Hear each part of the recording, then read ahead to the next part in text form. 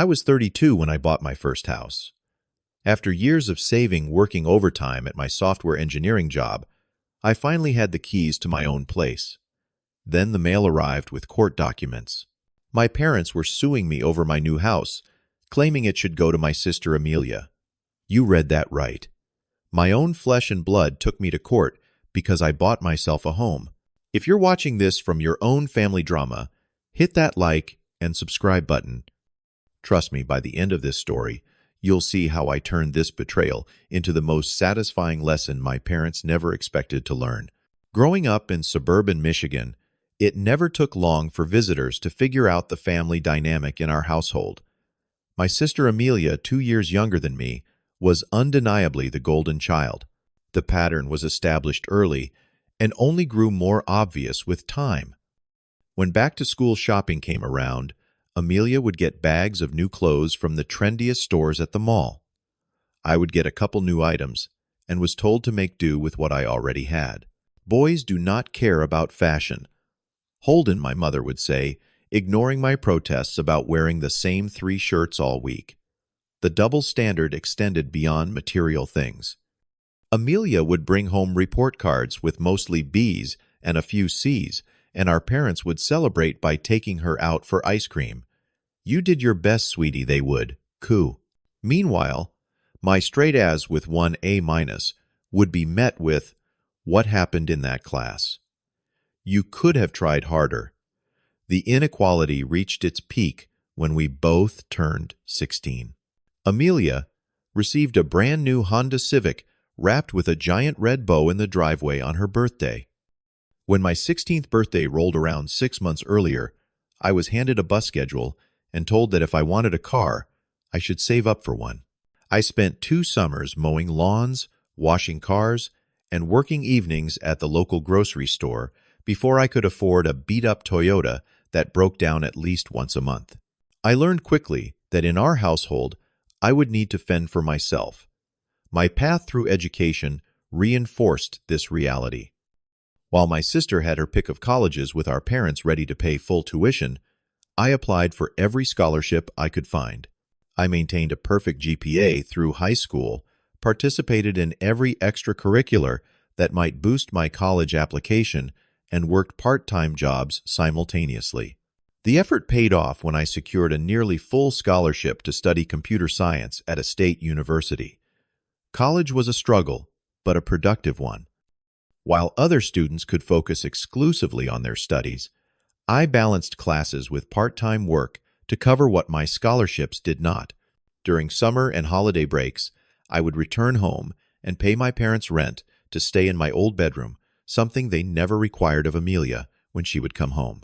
After graduation, I landed a job at a promising tech startup in Seattle, moving across the country to pursue my career. Over the next 8 years, I changed jobs twice, each time advancing to better positions with higher pay. I lived frugally, sharing apartments with roommates, even when I could afford to live alone. Every bonus went straight into savings. Every raise meant more money put away, rather than lifestyle inflation. Meanwhile, Amelia dropped out of college after 3 semesters, claiming it was not the right environment for her creativity. Our parents did not even seem disappointed, immediately funding her first business venture, a handmade jewelry store that closed within 8 months. This was followed by a photography studio that never booked enough clients, then a stint as a travel blogger that was mostly funded by our parents, and most recently, an attempt to launch a line of essential oils and homeopathic remedies. None of these ventures lasted more than a year, and none came close to making a profit. Yet our parents continued to support her financially and emotionally, praising her entrepreneurial spirit and creative risk-taking. By the time I turned 32, Amelia was living in our parents' guest house rent-free, with no stable income and no apparent plans to become self-sufficient. Throughout those years, I maintained minimal contact with my family. Holiday calls, occasional visits, and brief updates were enough to maintain the semblance of a relationship without reopening old wounds. I had built my own life, formed my own support network of friends, and created a successful career through persistent effort and discipline. After a decade of this focused financial strategy, I had saved enough for a substantial down payment on a modest house. It was time to put down roots and invest in my future rather than paying rent that built no equity. I was finally ready to achieve a milestone that for many in my generation seemed increasingly out of reach. The house I found was perfect for my needs, nothing extravagant but exactly what I wanted.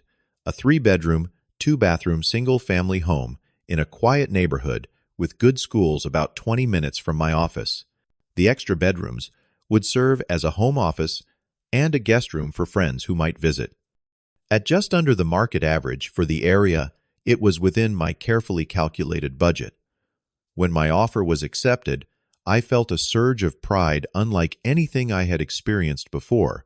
This was tangible proof of my years of hard work discipline and careful planning.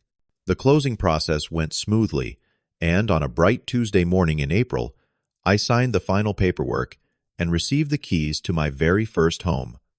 That evening, after spending the day measuring rooms and planning renovations, I called my parents to share my good news. Despite our complicated relationship, some part of me still wanted their acknowledgement of this significant life achievement. "I bought a house today," I told them, unable to keep the excitement from my voice. "Just closed this morning." There was a long pause on the line before my father responded with a flat, "That is nice." My mother quickly added, "Oh, that is good," before immediately changing the subject to ask if I had spoken with Amelia recently and heard about her exciting new business ideas. The sting of their dismissal was sharp but familiar. I cut the call short, reminding myself that I had long ago stopped seeking their approval. What mattered was that I was proud of myself, regardless of their reaction. 3 days later, I received a text from my mother inviting me to dinner at their house that weekend. This was unusual, as family dinners typically only happen during holidays or special occasions. When I asked what the occasion was, she simply replied that they wanted to catch up properly and that Amelia would be there too. Something felt off, but I agreed to attend, planning to drive the 3 hours to my hometown that Saturday. The atmosphere at dinner was strained from the moment I arrived. My parents exchanged meaningful glances throughout the meal, while Amelia wore a self-satisfied smirk that immediately put me on edge. The conversation remained superficial, focusing on neutral topics like the unseasonably warm weather and a recent renovation to the local shopping mall. As my mother cleared the dinner plates and brought out dessert, my father cleared his throat with the same sound he used to make before delivering a lecture during my childhood. "Holden, we wanted to talk to you about this house you have purchased." He began, folding his hands on the table. "Your mother and I have been thinking, and we believe it would be the right thing for you to gift the house to your sister." I nearly choked on my coffee. "Excuse me." My mother jumped in, placing her hand on my arm. "Sweetie, you know Amelia is still trying to find her footing. She needs stability right now, and a house would give her that foundation to finally succeed with her business ideas." Amelia nodded vigorously. "I could use the extra space to set up my new wellness practice. The guest house is just too cramped for inventory and client consultations. Plus," my father added, "you are doing so well in your career. You can easily save up for another house. You have always been the practical one who lands on his feet." I stared at them, waiting for someone to crack a smile and reveal this was an elaborate joke. But their expressions remained earnest and expectant. "You cannot be serious," I finally said. "I saved for 10 years to afford this house. I am not giving it away to anyone, let alone someone who has never held a job for more than 6 months." Amelia's face flushed. "That is so mean. You know I have been pursuing my passions." "At whose expense?" I countered. "You have been living rent-free with Mom and Dad funding every failed business scheme you come up with." My father's voice hardened. "You owe this family, Holden. We supported you throughout your life." I laughed incredulously. "Supported me? I worked through high school and college. I paid rent to stay in my childhood bedroom during breaks. I took out student loans that I only recently finished paying off." Meanwhile, you have given Amelia everything she has ever wanted without expecting anything in return. That is because she needs our help, my mother insisted. You have always been self-sufficient, and now I am being punished for it, I said, standing up from the table. This conversation is absurd. I am not giving my house to Amelia. My sister began to cry, turning to our parents with a wounded expression. See, he has always been selfish. He does not care that I am struggling. My father stood as well, his face reddening. If you walk out that door without agreeing to help your sister, there will be consequences, Holden. Family supports family. I looked at each of them. In turn, these people who were supposed to love me unconditionally, but had always placed conditions on their affection. I built my life without your support, I said quietly. Do not threaten me with consequences now. As I walked toward the door, my mother called after me. You will regret this, Holden. Think about what you are doing to this family. I did not look back as I left, the sound of Amelia's theatrical sobbing following me to my car. On the long drive back to my new empty house, I cycled through emotions, anger, hurt, disbelief, and finally, a cold determination. I was done seeking approval from people who would never give it. What I did not know then was just how far they would go to punish me for my refusal. 2 weeks after that disastrous family dinner, I received a thick envelope in the mail. Inside was a formal legal summons.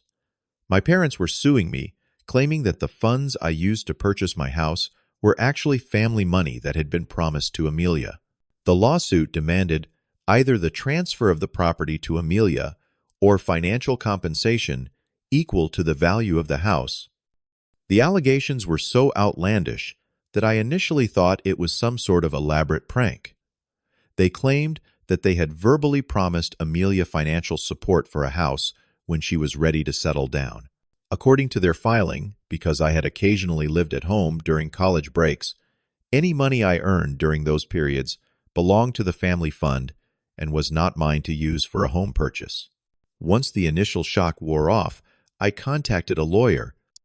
James Thompson was recommended by a colleague who had gone through a messy divorce. From our first meeting, James was bluntly honest. This case is ridiculous, he said, after reviewing the documents, but that does not mean we can ignore it.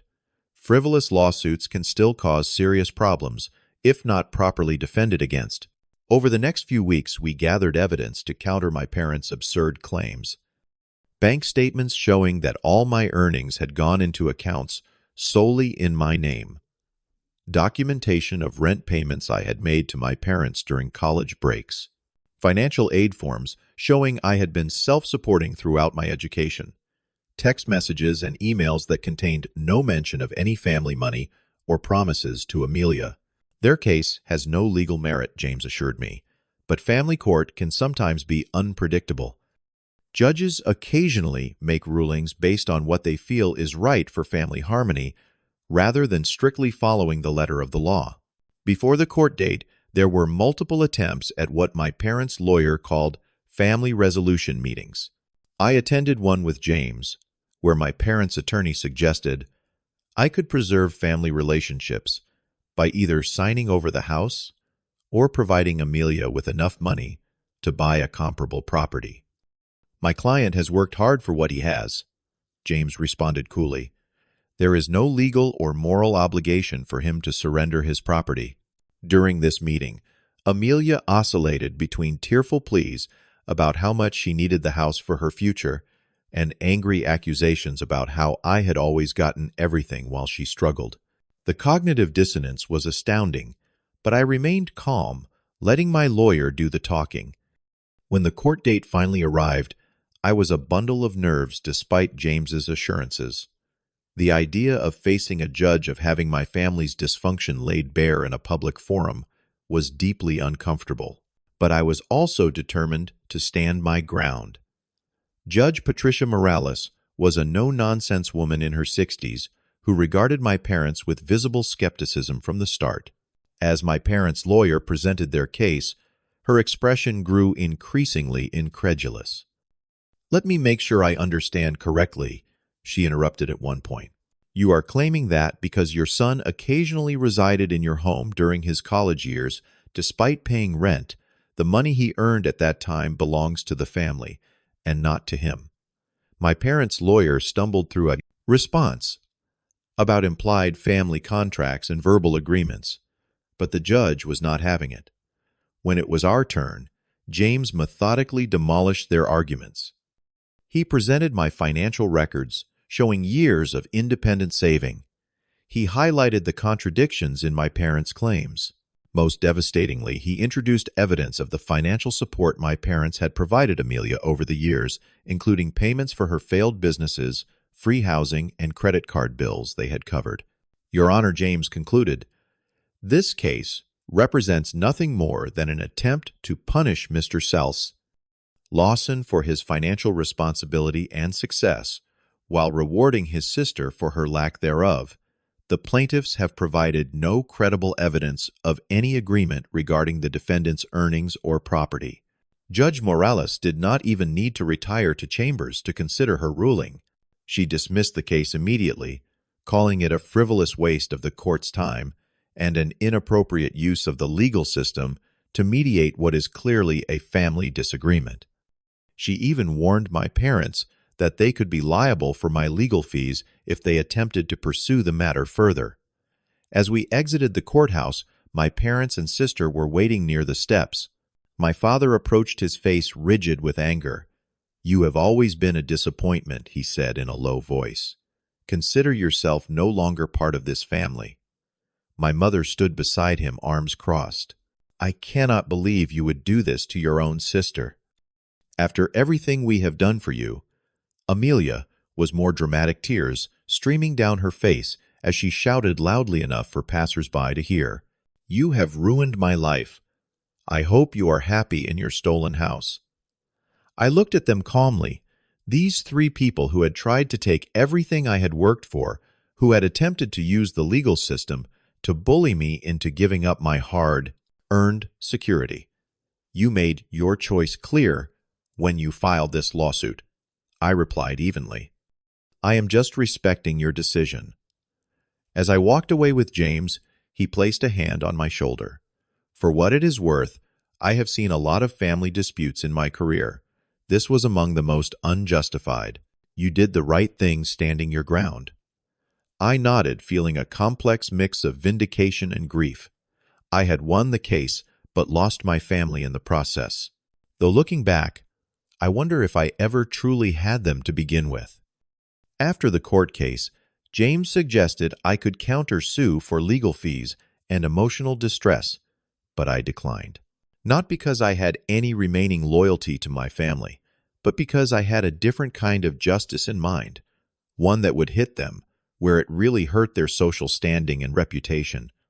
During preparation for the court case, our discovery process had uncovered something interesting. My parents had taken out a second mortgage on their house to fund Amelia's latest business venture, the holistic wellness practice she had mentioned at that fateful dinner. They had leveraged their financial stability for her, yet wanted to take away mine. This information, along with the details of their dismissed lawsuit, gave me an idea. I purchased a domain name that included our family name and created a simple website. On it, I posted the public court records of the case, including the judge's dismissal and scathing comments. I added a factual, unemotional account of the events leading up to the lawsuit and included scanned copies of rent receipts and other evidence we had presented in court. I did not embellish or exaggerate. The facts spoke for themselves. At the bottom of the page, I included contact information for James's law office for other victims of family financial abuse seeking legal representation. Then a week before Thanksgiving, I anonymously emailed the link to every member of our extended family, several family friends, and a few of my parents' business associates. The email simply said, "Thought you might want to know the truth before the holidays." The reaction was swift and far-reaching. My phone began ringing with calls from distant relatives I barely knew, expressing shock and support. My mother's sister, Aunt Dorothy, called to tell me she had experienced similar treatment from my parents in the past and had always worried about how they treated me. Several cousins reached out with their own stories of how my parents had played favorites at family gatherings. Most satisfyingly, several of my father's business partners contacted me privately to express concern about his judgment and ethics after reading the court documents. One even offered me a consulting opportunity impressed by my financial responsibility and principles. My parents, meanwhile, were frantically trying to contain the damage. They sent cease and desist emails demanding I take down the website their lawyer called James, with vague threats about defamation. But as James pointed out in his response, truth is an absolute defense against defamation, and everything on the website was documented fact or public record. While this digital exposure was unfolding, I took another step toward turning this negative experience into something positive. I established a small scholarship fund at my former high school for students who demonstrated financial responsibility and self-sufficiency despite lack of family support. I named it using our family name, ensuring that any future Google searches would turn up both the website documenting the lawsuit and the scholarship foundation. The local newspaper ran a story about the scholarship interviewing me about my motivation for starting it. Without mentioning the lawsuit specifically, I spoke about the importance of supporting young people who had to make their own way. The reporter, doing basic background research, found the website and included a brief mention of the family disagreement that led to court proceedings in the article. This one-two punch of public information had exactly the impact I anticipated. My parents, who had always been obsessed with how others perceived them, were devastated by the social consequences. My father's accounting firm lost 2 major clients who cited concerns about judgment in their departure emails. My mother was quietly asked to step down from the neighborhood association board she had chaired for 5 years. Most importantly, their financial support of Amelia suddenly became conditional for the first time in her life. With their reputation damaged and business declining, they could no longer afford to fund her lifestyle and entrepreneurial failures. She was forced to find an actual job as an administrative assistant and move into an apartment she could afford on her own salary. The real victory was not in watching them suffer these consequences, but in reclaiming my narrative. For years they had painted me as the difficult, ungrateful son who did not appreciate all they had done for me. Now others saw the truth that I had made my own way despite their lack of support, while they had enabled Amelia's dependence. This revenge was not about hurting them, but about revealing the truth. I did not have to destroy them, they had done that themselves. I just made sure their actions were visible to those whose opinions they valued most. The aftermath of what my extended family now refers to as the lawsuit incident brought unexpected changes to my life, some painful, but many surprisingly positive. With the definitive severing of ties with my parents and sister, I experienced a range of emotions from relief to grief to anger and back again. Initially, there was a hollow feeling that would occasionally overtake me, usually at times when family typically comes together. The first Thanksgiving after the court case was particularly difficult, but instead of spending it alone, I hosted a Friendsgiving at my new house, inviting colleagues, neighbors, and new friends who had nowhere else to go for the holiday. Standing in my kitchen, surrounded by the warmth and laughter of people who chose to be there, I realized I was building something my biological family had never provided: a community based on mutual respect and genuine care. The house that had been the center of so much conflict became a gathering place for this chosen family. I threw a proper housewarming party 3 months after moving in, inviting everyone who had supported me through the ordeal. Several extended family members attended, including Aunt Dorothy and cousins from my father's side who had reached out after learning about the lawsuit. Most surprisingly, my father's estranged brother, Uncle Robert, contacted me after hearing about the case. We met for coffee, and he shared that he had experienced similar treatment decades ago when he chose to pursue music instead of joining the family accounting firm. My father had not spoken to him in over 20 years. They cannot tolerate anyone who does not fit their narrative, he told me. I spent years trying to earn their approval before I realized it was never going to happen. The day I stopped trying was the day I started actually living. Uncle Robert became a regular visitor and something of a mentor as I worked through my feelings about the family I had lost. He recommended a therapist who specialized in family trauma, and those sessions became crucial to my healing process. Through therapy, I learned to recognize the patterns of emotional manipulation that had been present throughout my childhood. I came to understand that my parents' behavior was not my fault, and that their conditional love was a reflection of their limitations, not my worth. The most difficult emotional hurdle was accepting that I would never have the loving, supportive parents I had always craved. There would be no reconciliation scene where they suddenly recognized their mistakes and apologized. The fantasy of being truly seen and valued by them had to die before I could move forward. Surprisingly, about a year after the lawsuit, my mother reached out with a cautious email. "We miss having you in our lives," she wrote. "Perhaps we could try to put the past behind us." I took several days to consider my response, discussing it with my therapist and Uncle Robert. Eventually, I replied with clear boundaries. "I am open to rebuilding some form of relationship, but only with acknowledgement of past behavior and respect for my independence. I will not pretend the lawsuit never happened or subject myself to further manipulation."